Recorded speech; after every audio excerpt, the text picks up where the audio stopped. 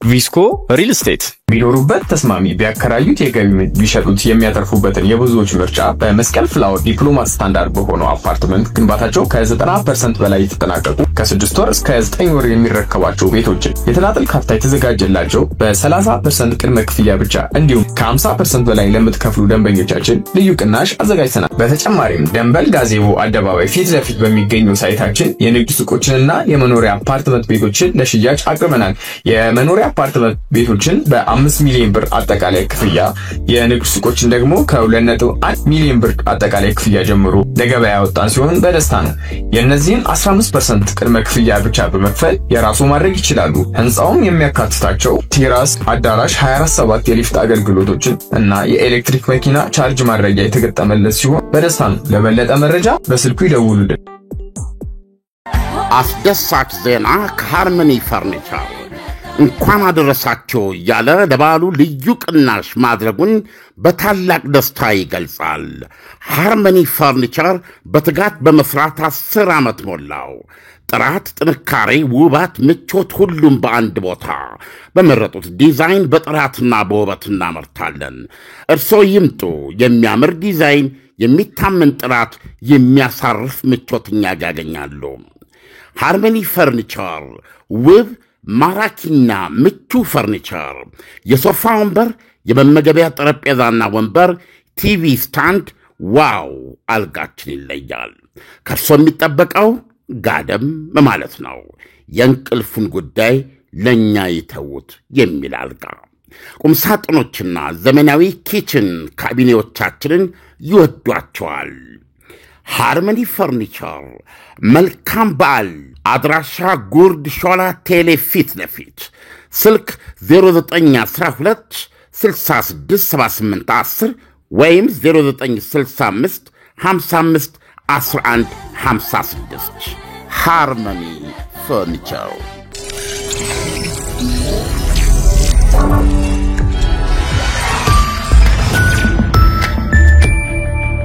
ይህ አዋዜ ሰበር ነው። እስራኤል የፊታችን ሰኞ ከቀኑ 6 ሰዓት ላይ ሐማስ በሕይወት የሚገኙ 20 ታጋቾቿን በቀይ መስቀል አማካኝነት እንዲያስረክባት ትጠብቃለች። ሌላ እያሉ የዩናይትድ ስቴትስ አሜሪካ ፕሬዚደንት ዶናልድ ትራምፕ 4 ዓመት ከ8 ወር የለፉለት የኖቤል የሰላም ሽልማት ዘንድሮም አለፋቸው። በግብፅ ድርድር የተደረሰበትን የመጀመሪያ ክፍል የሰላም ስምምነት ተከትሎም እስራኤል ጦሯን በትራምፕ ዕቅድ መሠረት ከጀርባዋ ወደ ተሰመረላት የመጀመሪያ መቆሚያ ነጥብ አፈግፍጋ ጨርሳለች። ጋዛ ሲቲን ጨምሮ ከአብዛኛው የጋዛ ከተሞች የእስራኤል ጦር ወጥቷል። በዚህ የመጀመሪያ ደረጃ ማፈግፈግ ወደ ኋላ መውጣት የእስራኤል ጦር ተቆጣጥሮት ከነበረው 72% የጋዛ ግዛት አሁን ወደ 58% ቀንሶታል። አይዴፍ ለቆ መውጣቱን ተከትሎ በእስራኤልና ሐማስ መካከል የነበረው ፍልሚያ ቆሞ እነሆ ይፋ የተኩስ አቁም ተጀምሯል። የፕሬዚደንት ዶናልድ ትራምፕ የሰላም ዕቅድ ተኩስ አቁሙ መከበር ከጀመረበት አፍታ ጀምሮ በ72 ሰዓታት ጊዜ ውስጥ ሐማስ በሕይወት ያሉና የሌሉ በድምሩ 48 ታጋቾችን በሕይወትና በአጽማቸው ማቅረብ አለበት። ይሁንና ሐማስ በግብጿ ሻርም አልሼክ ድርድር ወቅት የሙታኑን አጽም ያለበትን ወይም የተቀበረበትን ሁሉንም በአንድ ጊዜ አግኝቼ ለማጥምጣት አልችል ይሆናል በማለት ያቀረበው ሐሳብ ግንዛቤ ተወስዶበታል። ከእስራኤል ታጋቾች መለቀቅና አገራቸውና ቤተሰባቸው እቅፍ ውስጥ መግባትን ተከትሎ እስራኤል ደግሞ 250 ዕድሜ ይፍታህ ተፈርዶባቸው በወህኒ የሚገኙ የደህንነት እስረኞችንና ከኦክቶበር 7 2023 ወዲህ የታሰሩ 1700 ፍልስጤማውያን እስረኞችን ትፈታለች። የእስራኤል ካቢኔ ዛሬ ጠዋት ያጸደቀው ይህንን የታጋች እስረኞች ልውውጥ የሰላም ዕቅድ የመጀመሪያ ክፍል ብቻ ነው። ሙሉ የሰላም ዕቅድ ባለ 20 ነጥብ ሲሆን የሐማስ ትጥቅ መፍታትና መሣሪያዎቹን ማስረከብ እንደዚሁም የጋዛ ላዩም ታቹም በተለይ ዋሻዎቹን ጨምሮ እንዲወድሙና ግዛቲቱ ወይም ሰርጧ ከየትኛውም ትጥቅና ታጣቂ ነፃ የሆነች ዲሚሊታራይዝድ ያልታጠቀች አገር መሆን አለባት። የእስራኤል ጦርም በስምምነቱ መሠረት ተጠቃሎ ከጋዛ መውጣትን ይጠይቃል። ይህ በእንዲህ እንዳለ የኖርዌይ የኖቤል ሰላም ኮሚቴ 5ቱ መሠሪዎች በአደባባይ የተማጸኗቸውን የአሜሪካውን ሌላ ኃያል መሪ ዶናልድ ትራምፕን ወዲያልኝ ብለው እስር ፈርተው ተሸሽገው የሚገኙትን የቬንዙዌላ ተቃዋሚ ፓርቲ መሪና ደጋፊ ዲሞክራሲ ተሟጋች ወይዘሮን ማሪያ ኮሪያ ማቻዶን መረጡ። ትራምፕ የሰሩትንና 8ኛ ያሉትን የጋዛ ጦርነት ተኩስ አቁምን እዩልኝ፣ ተመልከቱልኝ እያሉም ኮሚቴው ግን ፕሬዚደንት ኒኮላስ ማዱሮ ያገኘኝ እንደሆነ አይለቀኝም ብለው እዛው በሀገራቸው እምጥ ይግቡ ስምጥ በሽሽግ የሚገኙትን የ58 ዓመቷን ማለፊያ ወይዘሮ በላቲን አሜሪካ የቅርብ ዓመታት ታሪክ ውስጥ እጅግ የተለየ የሲቪል ቆራጥነት ያሳየች ምሳሌ ሲላወድሷታል። ደከመኝ ሰለቸኝ ሳይሉ ለቬንዙዌላ ሕዝብ ዲሞክራሲያዊ መብቶች መረጋገጥ የሰሩ ሲላቆለጳጵሷቸዋል። የፕሬዝደንት ማዱሮ የ12 ዓመታት ሥልጣን በአብዛኛው ዲሞክራሲያዊ በሚባሉ ሀገሮች ዘንድ ያልተወደደና በባለፈው ምርጫም ሳያሸንፉ አሸንፊያለሁ ብለው ክትች ያሉ ተብለው በአምባገነንነት ስማቸው የጠፋ ሰው ናቸው።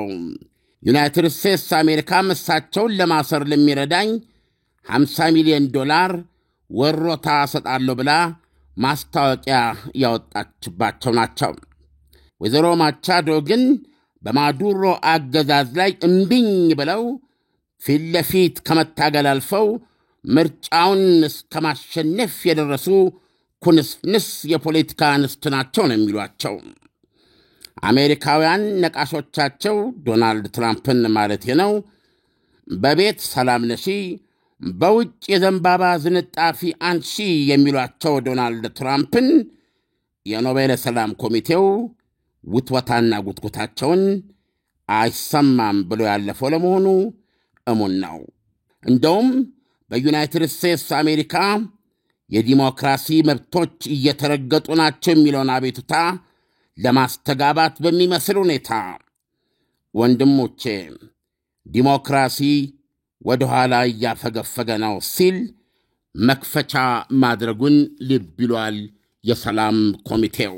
ከማስታወቂያው በኋላ ማለትም የዘንድሮ የ2025 የኖቤል ሰላም አሸናፊ ማን ነው ለሚለው ጥያቄ ምላሽ የሚሰጥ መግለጫውን ካሰሙ በኋላ ጋዜጠኞች ጀርገን ዋትኒ ፍራይደንስ የተባሉትን የኖርዌይ ኖቤል ኮሚቴ ሊቀመንበር ምነው ትራምፕ አላሸነፉም?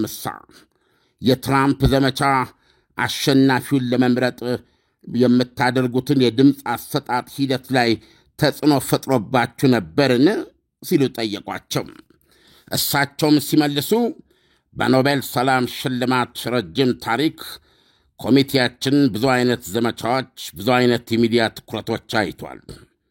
ለነሱ ወደ ሰላም ያመራል ብለው ያሰቡትን ለመናገር በየዓመቱ በሺዎች የሚቆጠሩ ደብዳቤዎች ብዙ ሰዎች ይልኳሉ፣ ይደርሱናል ካሉ በኋላ ኮሚቴው ለውሳኔ የሚሰበሰብበት ክፍላችን በሁሉም ሎሬቶች ፎቶግራፎች የተሞላ ነው። ያ ከፍ ያለ ልበ ሙሉነትና በአቋም የተሞላ ነው። ውሳኔያችን ሥራ ላይና በአልፍሬድ ኖቤል ኑዛዜ ላይ ብቻ የተመሠረተ ነው ሲሉ ፍርጥም ብለዋል። የተባበሩት መንግሥታት ድርጅት እንኳ ደሞዙን እየበላ የራሱ ጉዳይ ብሎ የተዋት ዓለም ራሷም በራሷ ጉሮሮ ለጉሮሮ ተፈጣጥቃ እንዳትሞት እንዳትጨራረስ በህንድና በፓኪስታን በሩዋንዳና በሪፐብሊክ ኮንጎ በካምቦዲያና በታይላንድ በአልባንያና በአዘርባይጃን በኢትዮጵያና በግብፅ ጦርነቶች መካከል ደረቴን ሰጥቼ መሃል ገብቼ የማይቆሙ ጦርነቶችን አላስቆምኩምን በማለት የጌትነት እንየውን ፍቅርን ፍለጋ የልጆች ጨዋታ የሚያስመስል የ4 ዓመት ከ8 ወር በላይ ማራቶን ኖቤልን ፍለጋ የወጡትና የወረዱት ዶናልድ ትራምፕ ቢሞቱ ለኔ አይሰጡኝም እስኪሉ ድረስ ብሶት ውስጥ ስለከተታቸው ዓለም አቀፋዊ ተማጽኖ የኖቤል ኮሚቴው መሰሪ አምስቱ ሾላ በድፍን ብለው አልፈውታል።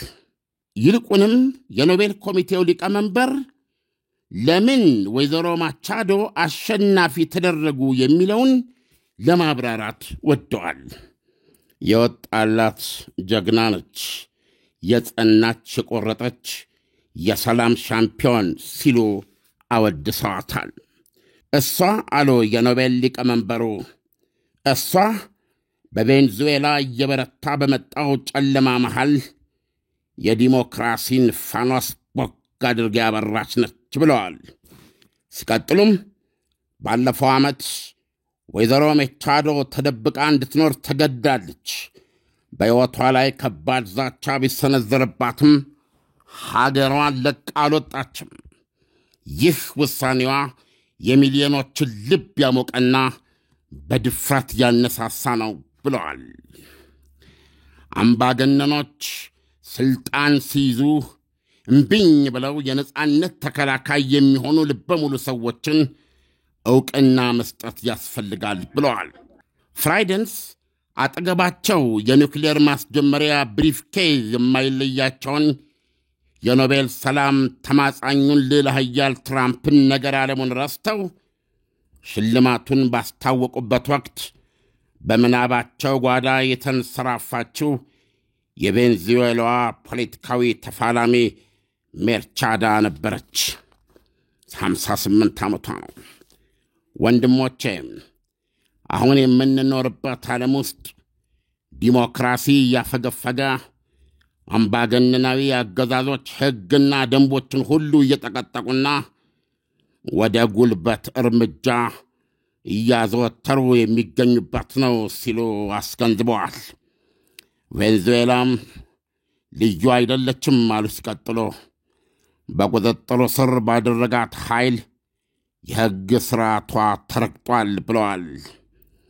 ትራምፕ የመሠሪዎቹ የኖቤል ሰላም ኮሚቴ አምስቶች ነገረ ሥራ ምን ሊሆን እንደሚችል ትከሻቸው የነገራቸው ይመስላል። ትናንት ሐሙስ የሽልማቱ እወጃ ዋዜ ማለት ትራምፕ እንዲህ አሉ። ምን ሊያደርጉ እንደሆነ አላውቅም፣ ነገር ግን አንድ ነገር አውቃለሁ።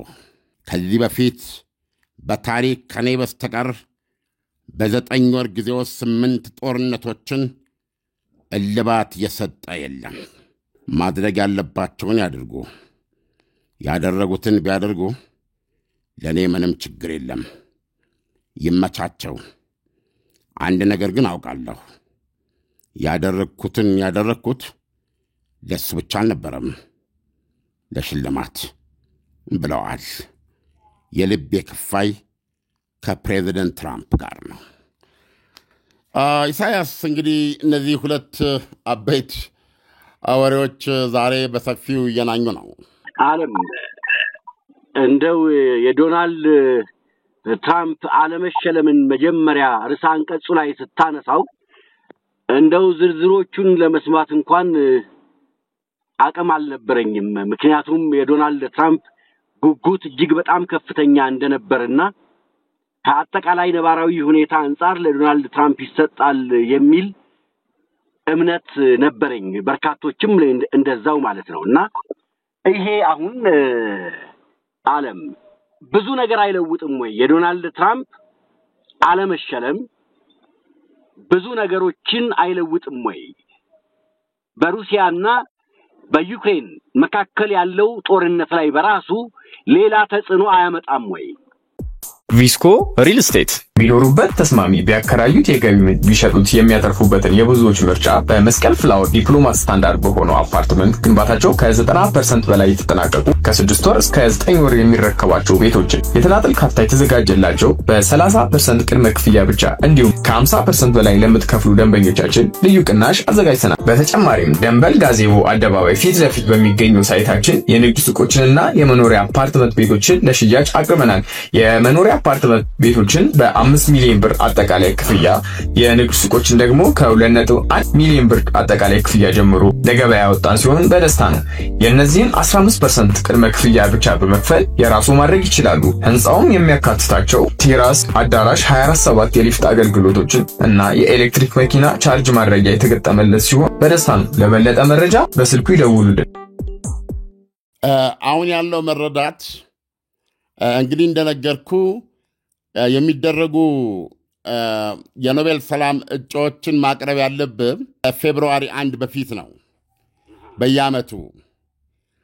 ስለዚህ ዶናልድ ትራምፕ ከፌብሩዋሪ 1 በፊት ተጠቁመው ነበረው የታይተው ነበረው የሚለው ጥያቄ እንዳለ ሆኖ ነገር ግን አንድ እርግጥ የሆነ ነገር አለ። እንደምታውቀው ይህንን ለዓለም ሕዝብ ህሊና ታላቅ ህመም የመንፈስ ረፍት ማጣት ምክንያት የሆነ የጋዛ ጦርነትን ቢያንስ በመጀመሪያ ምዕራፍ ደረጃ አስቁመው እያየን ነው እና ከዚህ አንጻር የጋዛ ጦርነትን እሳቸው ባቀረቡት በ20 ነጥቦች መሰረት እንግዲህ የመጀመሪያ ክፍል ብለውታል። በቀሪ ሁለተኛ ክፍል ላይም ስምምነቶች እንዲደረሱ አድርገው ተግባራዊ ማድረግ ከቻሉ የ2026 የኖቤል ሰላም ሽልማት የተበላ ዕቁብ ይሆናል የሚል መረዳት ነው ያለው እና በእርግጥ የአሁኑንም መቼ ነው የሚወስኑት? በመጨረሻው ደቂቃ ላይ በተለይ የጋዛውን ጦርነት ለመፍታት የሄዱበት መንገድ የዚህ ዓመት ተመራጭ እንዲያደርጋቸው ሪሊ ብዙ ጥረት አድርገዋል። ያ እንግዲህ እንደሰማኸው ግምት ውስጥ አልገባላቸውም። በግልጽ እንደሚታየው የኖቤል ሰላም ኮሚቴው ትልቅ ትኩረት ሰጠው። እንግዲህ ብዙ በሰብአዊ ስራዎቻቸው በጦርነት መሃል በጦርነት ተጎጂ የሆኑትን ወገኖች ማንም ደፍሮ በማይገባበት ቦታ በተኩስ መሃል ሕይወታቸውን አደጋ ውስጥ እየጣሉ በመመገብ፣ በማልበስ፣ በማከም እንደ ማህበረሰብ ብዙ አይነት የስነ ልቦና እርዳታ ሁሉ በመስጠት አሁን በዚህ በሱዳን ትናንት የጠቀስነው ነበር የመሳሰሉ ብዙ ለዚህ የታጩ ነበሩ። ግን በግልጽ እንደሰማው የኖቤል ሰላም ኮሚቴው ልዩ ትኩረት ሰጠው ለዲሞክራሲ ነው። ዲሞክራሲ እያፈገፈገ ነው ብሏል እኮ። ዲሞክራሲ እያፈገፈገ አምባገነንነት ደግሞ ምንድን ነው የሚባለው ያዙ ይልቀቁኝ እያለ ነው የሚል ትካዜ አለው በጣም። ስለዚህ ዲሞክራሲን የማዳን ላይ ልዩ ትኩረት መስጠቱን ትመለከታለህ። እንደዛ ነው የማየው። ዓለም የኔ ጥያቄ ምን መሰለ? ለምሳሌ የአውሮፓ ህብረት መሸለም ከፈለጉ ከኛ ጋራ ማበር አለባቸው፣ ህብረት ማድረግ አለባቸው የሚል አባባል ተጠቅመው ነበር። የዶናልድ ትራምፕ ከሩሲያ ጋር የነበራቸውን ግንኙነት በምን መጠን እንደታጠፉት አስታውሳለሁ። በጣም ፈጣን የሆነ የአመለካከት ለውጥ ነው ያመጡት። ምናልባትም አንዳንድ ሰዎች እንደሚሉት ከሆነ የኖቤል ሽልማቱን ለማግኘት ከአውሮፓ ጎን መሰለፋቸውን ለማሳየት የሄዱበት መንገድ ነው የሚሉ ሰዎችም ነበሩ። ከዚህ አንጻር አለመሸለማቸው እጅግ በጣም አበሳጭቷቸው የለወጡትን አቋም ሪቫይዝ ያደርጉ ይሆን ለማለት ነው። እስካሁን የለወጡት አቋም ብሎ ለማየት በቃላት ተናግረዋል። በተጨባጭ ግን እዛ ነጥብ ላይ የደረሱ አይመስለኝም። በአውሮፓ ህብረትና በዶናልድ ትራምፕ መካከል የእምነት የመተማመን እጥረት አለ በግልጽ። ስለዚህ ለምሳሌ የ$90 ቢሊዮን የጦር መሳሪያ ሽያጭ ስምምነት እና አሜሪካ ያላትን ምርጥ መሳሪያዎች ቶማሃውክ ሚሳይልን ጨምሮ ይላል። ይሄን እየሰማን ነው። በተግባር እየሄዱበት ነው ወይ ነው? እንደዚህ አይነት ነገሮች አሉ። ስለዚህ ምናልባት ከዚህ አንጻርም ቢሆን አውሮፓውያኑ በተጨባጭ እንዲያደርጉላቸው ይፈልጋሉ እና ምናልባት በ2026 ያሉበት ምክንያት ያም ሊሆን ይችላል። እንግዲህ ቀጣዩ ዓመት የኖቤል ሰላም ሽልማት በአሁን ባየነው መልኩ ከዓመት ዓመት የሚያድኑት ነገር መሆኑን እስከቀጠለ ድረስ ከዚህ በኋላ ያለው አንድ ዓመት ከአውሮፓውያኖች ጋር መቆማቸውን በተጨባጭ ሊያሳዩ የሚገደዱበት ይሆናል ማለት ነው። ይህን በዚሁ አድርገን ወደ ጋዛው ጦርነት ወደ ጋዛው ጉዳይ ስንመጣ በዛሬው ዕለት ኢሳያስ ሪሊ ከፍተኛ ደስታ በእስራኤልና በኢየሩሳሌም ሰፍኗል። እኔ እናንተን ስናወራ ከዛሬ ከሰዓት ጀምሮ በይፋ ተኩስ አቁም ሆኗል። ዛሬን ጨምሮ ጋዛ ከፍተኛ መጠን ያለው የእህል፣ የአልባሳት፣ የመድኃኒት አቅርቦት ታገኛለች እና እርዳታ ሊሰጡ የሚፈልጉ የጤና የተለያዩ የተባበሩት መንግስታት የተለያዩ ድርጅቶች ሁሉ መጉረፍ ይችላሉ።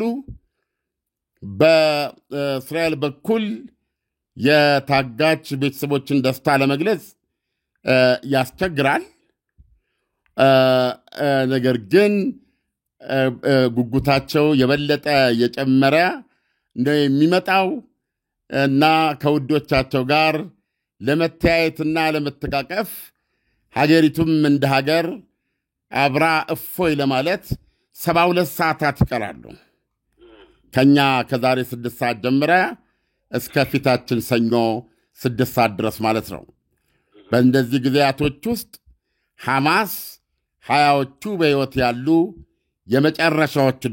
የመጨረሻዎቹን ታጋቾችና በተለያየ ምክንያት እጁ ላይ የሞቱትን 28 ሙታን እስራኤላውያንን አስከሬን ወይም አጽም ያው በሳጥን ወይ ይሄ አድርጎ ለቀይ መስቀል ያስረክባል ማለት ነው። እንደ ባለፈው ጊዜ የተለየ ስነ ስርዓት ማካሄድ አይችልም። ሐማስ በፊት እንደሚያደርገው በእስራኤል በኩልም እንደዛው ነው። ስለዚህ በእርግጥ የሙታኑን አስከሬን አሰባስቦ ለማግኘት አንዳንድ ችግሮች ሊገጥመው እንደሚችል የአንዳንዶቹም እንደሚያስቸግር ሐማስ ገልጸዋል። ለማንኛውም ሰኞ ዕለት በእጁ ላይ ያሉትን የሙታን አጽሞችም ያስረክባል በመነጋታው። ከዛም እያለ ሊሄድ ይችላል የነሱ ነገር ግን ሰኞ 6 ሰዓት ላይ ከ2 ዓመት በላይ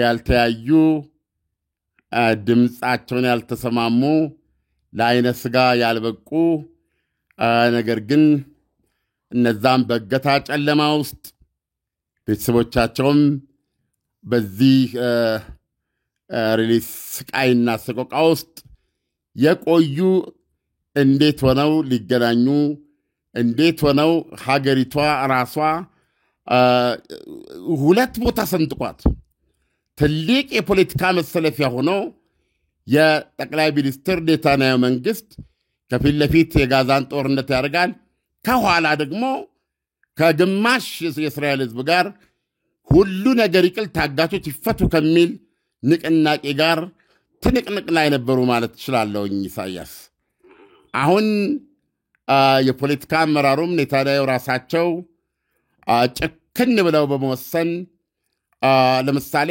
ሐማስ በግብፁ ድርድር ላይ በ20 ነጥቡ የዶናልድ ትራምፕ የሰላም ዕቅድ ውስጥ የሌለ ነገር ጨምሯል።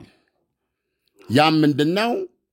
ታጋቾቹን ሙሉ በሙሉ የምፈታው የእስራኤል ወታደሮች ሙሉ በሙሉ ጋዛን ሲለቁ ነው የሚል አቋም ነበር የያዘው። ይሄ እንግዲህ በሰላም ዕቅዱ ላይ አልቀረበም። የእስራኤል ወታደሮች ከጋዛ በቀስ በቀስ ይወጣሉ ነው እና የሚወጡበት ቀን የጊዜ ሰሌዳም አልተቀመጠም። አሁን ግን በግብፁ ስብሰባ ታጋቾቹን መለቃቸው፣ ምክንያቱም የሐማስ መያዣዎች ናቸው፣ ትልቅ አቅሙ ናቸው፣ ማስገደጃዎቹ ናቸው እስራኤልንም በአጠቃላይ። ስለዚህ እኔ እነሱን የምለቀው ሙሉ በሙሉ የምለቀው እስራኤል ሙሉ በሙሉ ጋዛ ለቃ ስትወጣ ነው ብሎ ስላቀረበ መጨረሻ ላይ ስምምነቱ ላይ የጊዜ ሰሌዳ ተቀምጧል። የእስራኤል ጦር ለመጨረሻ ጊዜ ለቆ የሚወጣበት ቀን ተቀምጧል እና አሁን የእስራኤል ጦር 72% ጋዛን ተቆጣጥሮ ከነበረበት ቦታ ወደ ኋላ አክፈፍጎ በዋነኛነት ከጋዛ ከተሞች መሃል ወጥቶ አሁን 58% በሆነው የጋዛ ግዛት ላይ ነው የሚገኘው የእስራኤል ጦር። ይህንንም በፍጥነት ነው ያደረገው። መውጣት ጀምሯል ማለት ነው። አፈግፍጓል እንጂ ወደኋላ መጥቶ የያዛቸውን የግንባር ቦታዎች ለቆ በሰላም ዕቅዱ ላይ በተመለከተለት ቦታ መጥቶ ቆሟል። ኢቭን ጋዛ ሲቲን ከቦ ነበር አይደለም? ጋዛ ሲቲን ለቆ ወጥቷል። አሁን ይህን ተከትሎ ደግሞ ወደ ደቡብ ተሰደው የነበሩ ጋዛውያን ወደ ዋና ከተማቸው እየተመለሱ ነው። ወደ ሰሜን ጋዛ በፎቶግራፍ ታገኛለህ፣ እርግጠኛ ነኝ። በሰልፍ ስታይ ኤግዞደስ ነው የሚመስለው። ከደቡብ ወደ ሰሜን የሚሄደው የጋዛ ሕዝብ የሜዲትራኒያን ዳርቻ ተከትሎ ማለት ነው።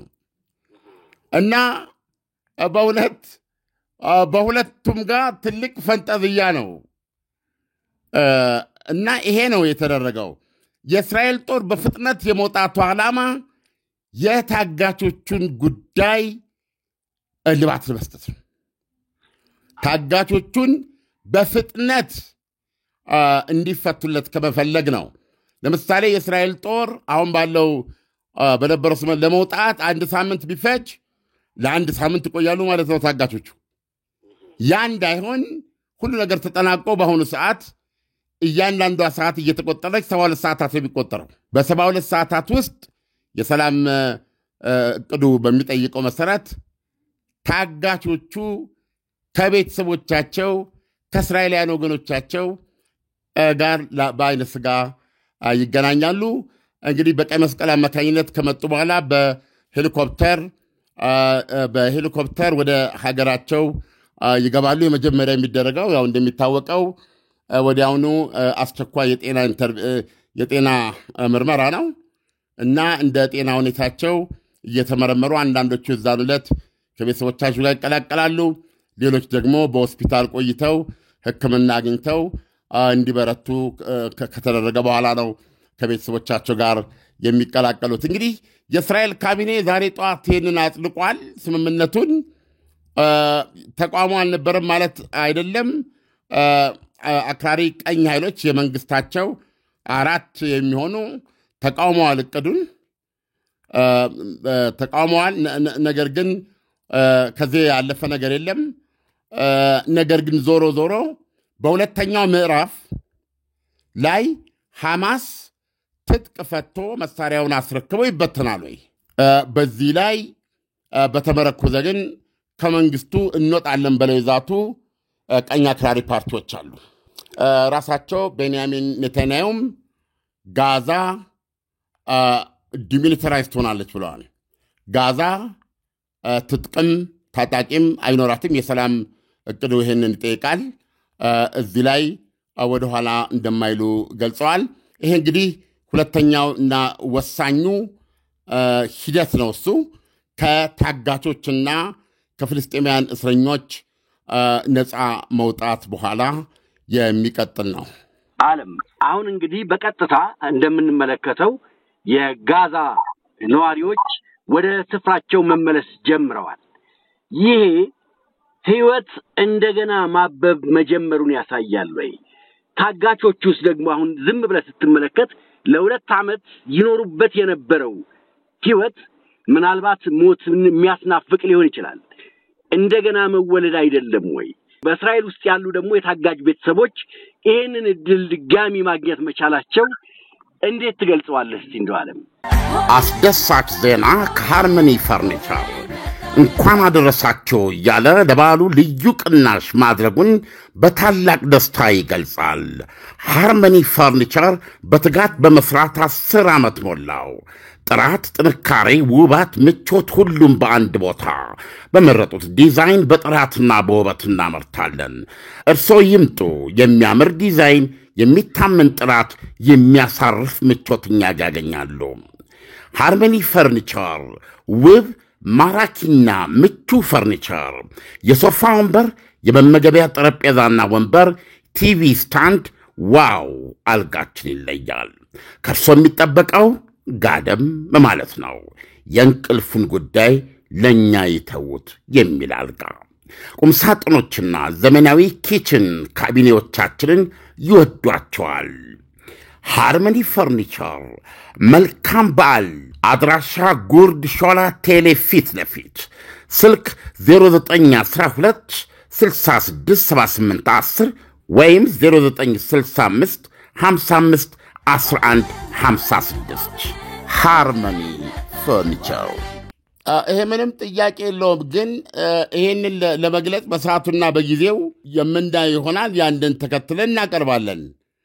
ግን እንደ ማንኛውም የዓለም ህብረተሰብ መጀመሪያና እጅግ አስቸኳይና አጣዳፊው የታጋቾች ለሀገራቸው መብቃት ነው። ይህንን ጦርነት በዚህ መጠን እዚህ ድረስ እንዲጓተት ምክንያት የሆነ ነው። ከዛ በኋላ የእቅዱ ሙሉ በሙሉ መተግበር እንደኔ ላሉ ስጉ ሰዎች በጣም አስፈላጊ ነው ኢሳያስ። ምክንያቱም የሐማስ የትጥቅ ጉዳይ፣ ትጥቁን ፈቶ የማስረከቡ ጉዳይ፣ የጋዛ ዲሚሊታራይዝድ መሆን ወይም ትጥቅ አልባ መሆን፣ ታጣቂም ትጥቅም አለመኖር፣ ከመሬት በላይም ሆነ ከመሬት በታች ያሉ የውጊያ መሰረተ ልማቶች መውደም፣ እንደዚህ ነገሮች በሙሉ በሰላም እቅዱ ላይ የተቀመጡ ናቸው። አሁን ከነዚህ ውስጥ ሐማስ ምን ያሉን ይችላል ወይስ በምን መልክ ሁለቱ ኃይሎች ከነዚህ አደራዳሪዎች ጋር በመሆን እዚህ ላይ የማይቀለበስ ውል ቋጥረው እውነተኛውን ጦቢያ ያስረግጡናል ከሚሉት ወገኖች ነኝ ነው ኢሳያስ። አሁን የሚሰማኝ ትልቅ የፎይታ ስሜት ነው። የፎይታ ስሜቱ በእንግልት ላይ የነበሩ ታጋቾች ከዚህ ከጨለማ ጉድጓድ ውስጥ ወጥተው ለሀገራቸው መብቃት ነው። የእስራኤልን ወህኒ ቤቶች ያጣበቡ ወደ ኦልሞስት 2000 ገደማ ወደዛ የተጠጉ ፍልስጤማውያን እስረኞች ብዙዎቹ ዓመታት ያስቆጠሩ ናቸው። እነሱም እንዲሁ ለዓመታት አይኑ እስኪሞጨሙጭ እያለቀሰ የጠበቃቸው ወገን አለ እና የነዚህ የሁለቱ ቀጥተኛ ጉዳይ የነሱ ማለቅ ነው። ከዛ በኋላ ግን ለጋዛ ህዝብ እና ለራሱ ለመላ ለእስራኤል ህዝብ እና ለመንግስቱም ለሁሉም ወገን የምመኘው ሁለተኛው ምዕራፍ ውይይታቸው በዚህ መልኩ ተጠናቆ ባለ 20 ነጥቡ የሰላም ዕቅድ ሙሉ በሙሉ ጸደቀ የሚል ነገር ሲሰማ ያለምንም ጥርጥር ብዙ ታሪኮችን አውጥተን እንናገራለን። ብዙ ታሪኮችን ወደ ኋላ እናያለን። ለጋዛ ኢሚዲየትሊ ደስታ አይደለም። አሁን ለጋዛ ትልቅ ደስታ ማለት ምንድን ነው? በህይወት መትረፍን መባረክ ነው የመጀመሪያው። በቁመተ ሥጋ እያለ ይሄ ተኩስ ማቆሙ፣ እንደገና ደግሞ ደረት እየመታ ፊትን እየዋጠር ጸጉርን እየነጨህ የወደቁ ወንድሞችን እህቶችን ቅሰር ምህን ማውጣት ነው። ለዚህ እንኳን እድል አልነበራቸውም በጦርነቱ ወቅት። አየህ ከዜሮ ነው የሚጀምሩት። አየህ ስለዚህ ታሪካዊነቱ ምንድነው የሚለው ነገር ከዛ በኋላ የሚቀጥል ነው። ግን እኔ እጅግ እፎይታ እየተሰማኝ አሁን ለመጀመሪያው ክፍል የሰላም ስምምነት እጅግ ደስታ የተሰማኝ የሁለተኛውን ፍጻሜ በጉጉት የሚጠብቅ ሰው ነኝ። በዚህ ደረጃ በእናትህ ይሻላል። ዓለም ለትንታኔው ከወዲሁ አመሰግናለሁ። መልካም ምሽት ይሁንልህ። መልካም ምሽት። ምርትና አገልግሎቷን በአዋዜ ላይ ያስተዋውቁ። ለጥራች እንታመናለን። በስልክ ቁጥሮቻችን ይደውሉልን። አዋዜ ዓለምነህ ዋሴ ዜና